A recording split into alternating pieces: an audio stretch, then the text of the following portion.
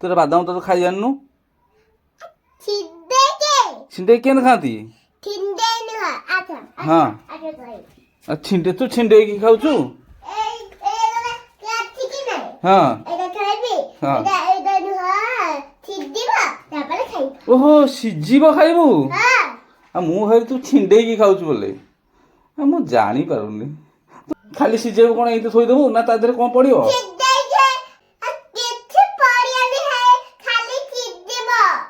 ସିଝିବ ପାଣି ଦିଆହବନି? ପାଣି ଦିଆହେଇ କଣ ହବ?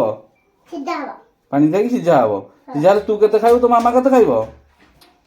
ଏ ଶୁଣୁନୁ ହଁ ଯେ ତୁ କେତେ ଖାଇବୁ ତୋ ମାମା କେତେ ଖାଇବ?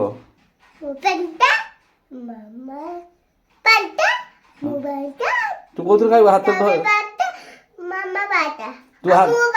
ତୁ ହାତରେ ଖାଇବୁ ନା ଡେକିଚିରେ ଖାଇବୁ? କୋଉଥିରେ ଖାଆନ୍ତି ସବୁ?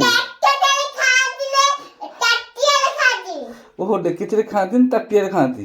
ତୋ ମାମାକୁ ଗୋଟେ କୁଣ୍ଡେରେ ଦେଇଦେବା ଖାଇବ? ଆଉ କୋଉଥିରେ ଖାଆନ୍ତି ମତେ କହୁନୁ? ହଉ ମୁଁ ଜାଣିପାରୁନି। ତାଟିଆରେ ଖାଇବ ନା?